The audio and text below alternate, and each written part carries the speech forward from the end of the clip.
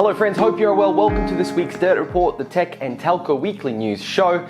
I wanted to let you know, if you're interested in tech and gaming news, then check out our live stream show, The State of the Beanstalk, live here on Techman Pat, every Saturday at 6 p.m. Australian Western Time, so about 8 p.m. for you folks on the East Coast. Come and say hi, chat, ask questions, deep dive into this week's tech and gaming news, and a slight warning, it does lean towards gaming very often, so keep that in mind. I have some great topics for you today. We have Zoom swimming in money, then spending some money to swim in more money, new NBN Co plans rumored, and the ACCC wants more data from NBN Co. The tale of Telstra and the old ban, one funeral and 300 million loss for Telstra and Foxtel. So let's get started with our first topic, Zoom. They have been in the news for many reasons, many of them not great. We know that they have some security issues and adult images showing often. And many companies have banned the use of Zoom in their business. But because of COVID-19, Zoom is raking in the dollars like nobody's business, and it ain't stopping. So what have they done? Well, they went out and acquired a company called Keybase. And you may ask, what is Keybase? Well, it is a secure messaging and identity management firm, and Zoom will utilize their knowledge and solution to beef up their own security. By far the smartest move they have done so far. Now, part of it is also the news of the acquisition. You see, Zoom needed some marketing exposure to let the public know they are doing something about it. They couldn't just work on it in-house and then put out a blog post and say, hey, we've done it, we are now secure. Nobody would believe that, and nobody really reads blog posts anyway. We have had enough of how is insert company name here helping COVID-19?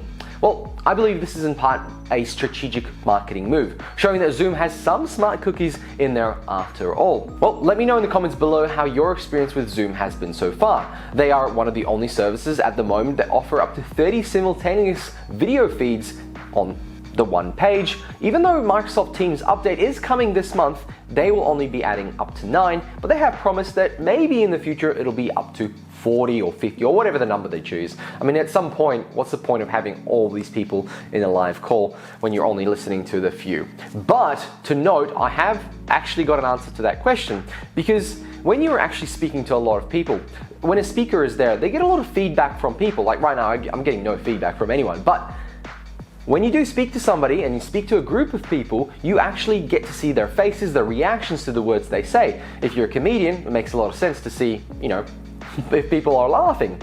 All right, let's skedaddle over to NBN Co, who might be adding some new speeds to their catalog, which is great, but only for the lucky select few. So if you have HFC or fiber to the premises, then you might be looking at some new epic speeds, with rumors of 1000 down and 50 up, and 250 down and 25 up. Now, both HFC and fiber to the premises will get these speeds, and more than likely these will be officially announced at the end of this month, May.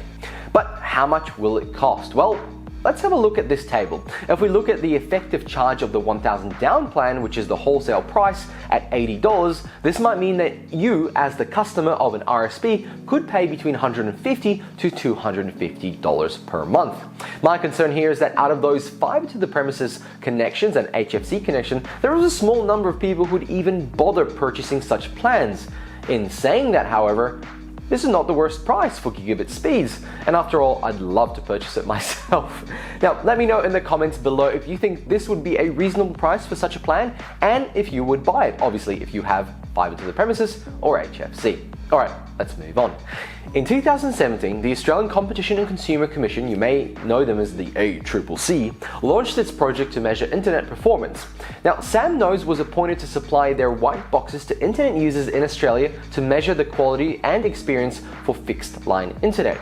The goal of measuring Broadband Australia is to increase transparency and encourage greater performance-based competition and better internet performance throughout the country.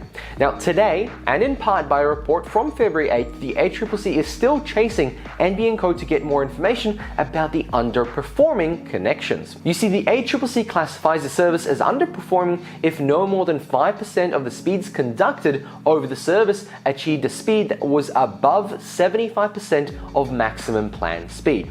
Now, they are requesting NBN Co to supply more data so they can present their findings about services that are affected drastically by slowdowns or congestion.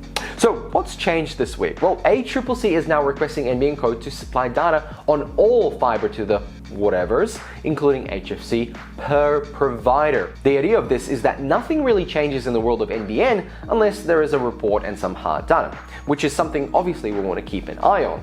What's most interesting though is the report, and if I had one takeaway from it is that Australia overall is hitting at least 80% of the advertised speeds on the NBN, meaning it should be 20% cheaper. Now, have a read of the report yourself. The link is below. I think it's quite interesting. There's a couple of reports that I showed here, a couple of graphs that might interest you. Okay, let's move on. So I found this article on 9 News this week.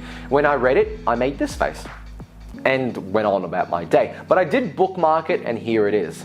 Telstra tried to charge an elderly man $30 to help him install the COVID Safe app. Now this title is a little bit misleading because it wasn't directly Telstra, it was somebody at a Telstra rep store, but I guess you can say Telstra. This happened in Victoria. Gary Allen was the man who wanted to support the government's efforts to track down COVID-19 cases. The man with a plan. Via the newly released Australian Trace app and in store in southeast Melbourne, he asked them to help. After trying to set it up himself, which he failed, he had a little trouble. A lot of people had a lot of trouble, so let's bear with that. Couple of thoughts before I dwell deeper. Telstra is not a phone service center. They're not going to fix your broken screen, and I highly doubt that they have charged anyone else for asking questions in a store or getting some help setting up a new phone. That is, if you are a Telstra customer. This is unknown if Gary was. Look, I used to work in a computer repair place, like a long time ago. People would bring computers for us to fix the most basic issues like Wi-Fi not working. Sorry miss, you just need to tap this button over here to turn Wi-Fi on your laptop. Off you pop, no charge. Let's say a kid came in with his dad and a computer. They tried to build it together. Very nice father-son activity, and it wouldn't start. But before booking it in, I checked the power internal ribbon cable and it was in the wrong pins. Cheers boys, GTFO, no charge. We shouldn't charge for this sort of stuff because it was more effort to do this, to book this job in, than just to change it. The cost of my time was more than I could charge them. But also it was just morally wrong. Sure, if we booked it in and couldn't figure out the issue when we first looked at it, and at the end of the day, if I had to sit down and work out a problem, that was chargeable. That's fair. Fair charge for fair work. Now, getting off the high horse here, it helped us with repeat customers and looking like the good guys. And yes, people came in with similar mobile phone issues. We usually help them out. Now, in this article, Gary Allen said to 9 News that he said to the gentleman at the Telstra stall, "I would like to install the COVID-19 app, thanks." And the Telstra rep said, "Yes, we can do that for you, but there will be a charge, $30. Now, Gary said, "Forget about it, forget about it." He just said forget it. And apparently he had not set up his Google Play account either. So yeah, sounds like a bit of a job, doesn't it? Help this old fella set up an email, then download the app and so on. Sure, maybe. And if you don't care and can't be bothered, then yeah, why not get some beer money? $30 does sound fairly reasonable for half an hour's work. I could pocket it, Now, I'm not saying that that's what happened, but I doubt this is the first time, and I don't think anyone got an invoice for that work. Is it just the store being cheeky? We don't know. Now, I'm all up for charging people for time spent, don't get me wrong, but taking the current world situation into account and the ease of the solution for this problem, helping an old man set up the COVID Safe app on his phone, isn't that one damn thing you could take 25 minutes out of your day standing around the shop floor for? Let me know in the comments below what you guys think. I'm just a bit daft here, am I? Or should Telstra actually charge for services like this? This can't be the first time this store has charged either. We won't know. In any case, have you gone into a network provider shop and got charged for support? Let me know in the comments below. I'd really like to find out. Now, it all ended well. Telstra Regional Manager Loretta Willerton admitted the store had missed the mark in this case, and she would personally visit the man to help him install the app. For some reason, that makes me think that this was a Telstra customer. Again, not confirmed. And technically, Telstra got some publicity out of it, so there's that. Anyway, let's move on. Let's continue on the Telstra bandwagon and throw Foxtel in there. So, you may or may not know, Telstra owns 35% stake in Foxtel, which was a joint venture with Rupert Murdoch News Corp. This was worth around $750 million. Now, in the last decade, however, Foxtel has been going down the drain, from weird memberships and reward initiatives to confusing and not consistent pricing, and of course their core business being disrupted by streaming services. So this week, Telstra has had to recognize an impairment charge of about $300 million against its investment in Foxtel. Now, to clarify, in accounting, an impairment charge describes a drastic reduction in the recoverable value of a fixed asset.